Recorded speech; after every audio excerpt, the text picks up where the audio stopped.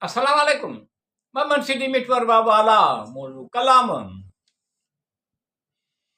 वाकई खूब चयो आहे वॾनि मक़सदनि हासिल करण जो बहितरीन ज़रियो इंसान जी सुठी सुहिणी सोच ई आहे।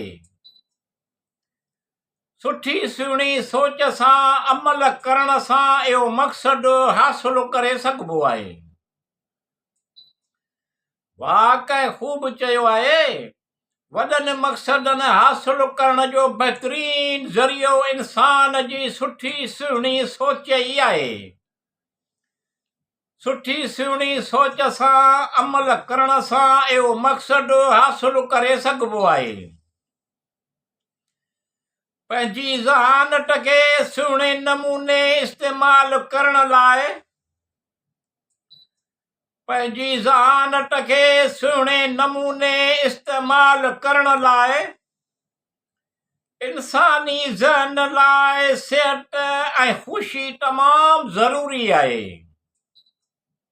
वाकई खूब चयो आहे वॾनि मक़सदनि हासिल करण जो बहितरीन ज़रियो इंसान जी सुठी सुहिणी सोच ई आहे। सुठी सुहिणी सोच सां अमल करण सां इहो मक़सदु हासिल करे सघिबो आहे। तख़लीक़ी माण्हुनि लाइ मौक़िया मुहैया कनि थियूं। तख़लीक़ी माण्हुनि लाइ मौक़िया मुहैया कनि थियूं।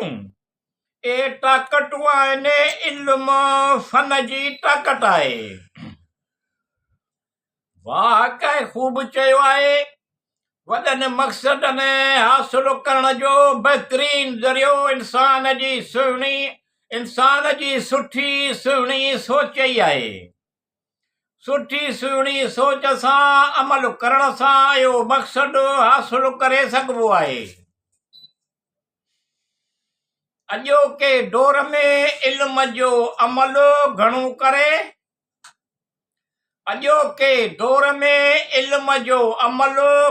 करे इंटरनेट ऐं सैटेलाइट कम्युनिकेशन सां लाॻापियल आहे।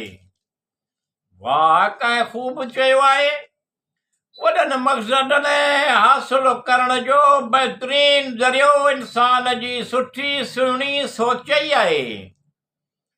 सुठी सुहिणी सोच सां अमल करण सां इहो मक़सदु हासिल करे सघिबो आहे। कंप्यूटर टेक्नोलॉजीअ जे तरक़ीअ माण्हुनि लाइ तमामु घणियूं आसानियूं पैदा करे छॾियूं आहिनि। फनी तरक़ी कंप्यूटर टेक्नोलॉजीअ जे तरक़ी माण्हुनि लाइ तमामु घणियूं आसानियूं पैदा करे छॾियूं आहिनि। रुगो मामूली रक़म ख़र्च करे हिक ई वक़्त में सवें बल्कि हज़ारे माण्हुनि सां ईमेल ज़रिए राबितो करे सघिबो आहे। वाकई खूब चयो आहे वॾनि मक़सदनि हासिल करण जो बहितरीन ज़रियो इंसान जी सुठी सुहिणी सोच ई आहे। सुठी सुहिणी सोच सां अमल करण सां इहो मक़सदु हासिल करे सघिबो आहे।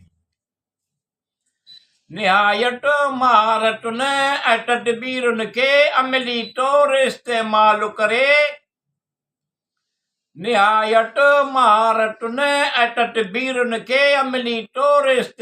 करे सुठा नतीजा हासिल कबा आहिनि कामयाब थी सघिबो आहे। वाकई खूब चयो आहे वॾनि मक़सदनि हासिल करण जो बहितरीन ज़रियो इंसान जी सुठी सुहिणी सोच ई आहे। सुठी सुहिणी सोच सां अमल करण सां इहो मक़सदु हासिल करे सघिबो आहे। तजुर्बो इंसान खे घणो कुझु सेखारे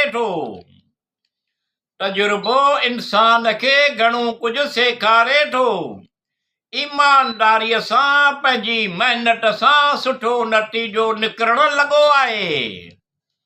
वाकई खूब चयो आहे वॾनि मक़सदनि हासिल करण जो बहितरीन ज़रियो इंसान जी सुठी सुहिणी सोच ई आहे।